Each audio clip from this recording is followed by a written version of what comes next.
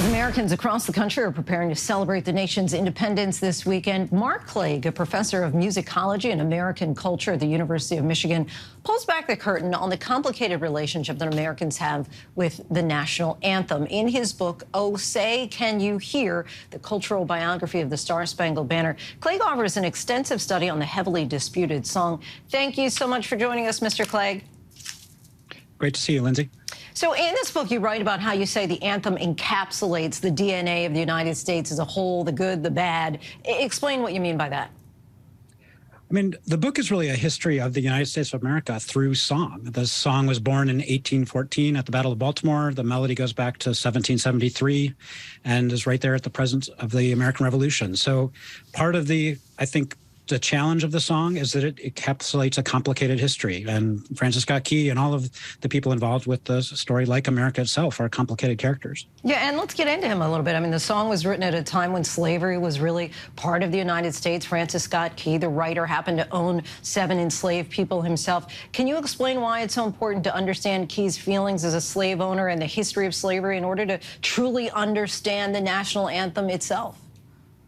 So as a cultural symbol, I mean, origins matter. The stories we tell about ourselves is part of what patriotism is all about. So who Francis Scott Key was is totally relevant to the story of the Star-Spangled Banner. The thing with him is he doesn't really fit the good guy, bad guy story that we'd like to tell today about the past. It's a complicated past. He's a slave owner, but he's also a lawyer who represented enslaved African-American men, women, and children in court fighting for their freedom. So he's on both sides of the slavery issue. And many of our patriotic songs have troubled beginnings, as you talk about here, whether people today know it or not. And the conversation around the Star-Spangled Banner might be the most prominent example of this. So what do we do about it? I mean, is this kind of like taking out the Confederate monuments? Would you hope to see certain parts of the Star-Spangled Banner omitted?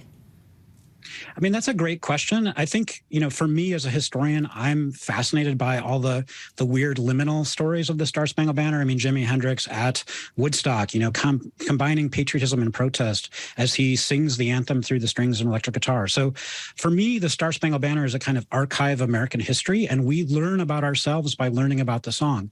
I really see the song as a living symbol, so it's not stuck in the past. It's really about our present today. I mean, for me, the real moment that makes the Star-Spangled Banner into the nation's anthem is the Civil War that ended slavery and preserved the Union.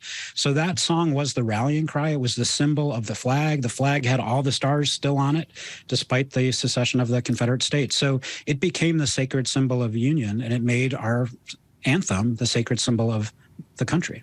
Of course, many people are going to remember in 2016 when quarterback Colin Kaepernick refused to stand for the anthem as a pregame ritual.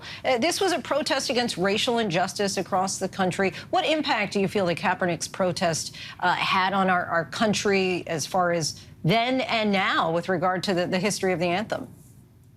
I mean, I'm enormously grateful to Kaepernick as a historian. I mean, he challenged me to really look into the racial history of the Star-Spangled Banner, the way African Americans in many ways have felt alienated from the song.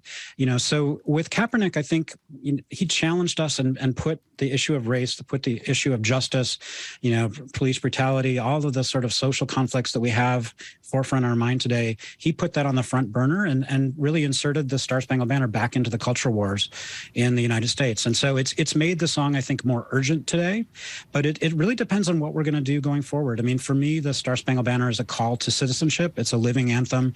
It's really asked us a question, you know, oh, say, does that Star-Spangled Banner yet wave over the land of the free and the home of the brave? Question mark. It's not an exclamation mark at the end of that lyric. It's a question mark. And for me, it's asking Americans, where do we go next? How do we make this country live up to its ideals?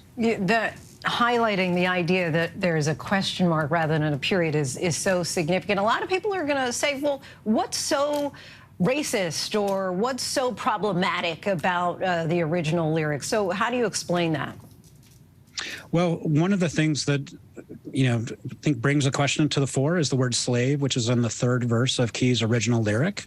And that word meant different things, I think, in 1814 than today. I'm sure there were abolitionists and actual African Americans and enslaved people who looked at that word with incredible irony, that how could a song be celebrating the land of the free when actually millions of people were not free at all? They were enslaved. But in the patriotic parlance of the time, the word slave also referred to the distinction between being subject to a king or not. And so I think key literally in the lyric is actually mocking the British enemy and saying that they weren't free, that the British soldiers were fighting at the behest of their king as vassals and as hired slaves, whereas the good guys, the Americans, were free volunteers in the militia who were fighting for their freedom and their home. And you also analyzed Whitney Houston's performance at the 1991 Super Bowl, which you call the most powerful performance of the Star-Spangled Banner ever, pointing out that she hits the highest note while singing free, taking ownership of that word. What else do you feel made this specific performance stand out for you? I mean, a lot of it is the moment. So this is the very beginning of the first Gulf War. It's a time of crisis in the country, but also a time of great hope. For me, the gospel sort of flavor that Whitney brings to this anthem, it's so powerful. It becomes a kind of Black Power anthem, but also the sincerity with which she delivered that meant that, you know, what is really actually a very personal, very sort of gospel tinged version of the anthem is heard by almost everybody, including me, as one of the greatest and most sincere statements of patriotic devotion ever. Well, we thank you so much for joining us. You can purchase Oh Say Can You Hear, the cultural biography of the Star-Spangled Banner, wherever books are sold. Hi, everyone. George Stephanopoulos here. Thanks for checking out the ABC News YouTube channel. If you'd like to get more videos, show highlights, and watch live event coverage, click on the right over here to subscribe to our channel. And don't forget to download the ABC News app for breaking news alerts. Thanks for watching.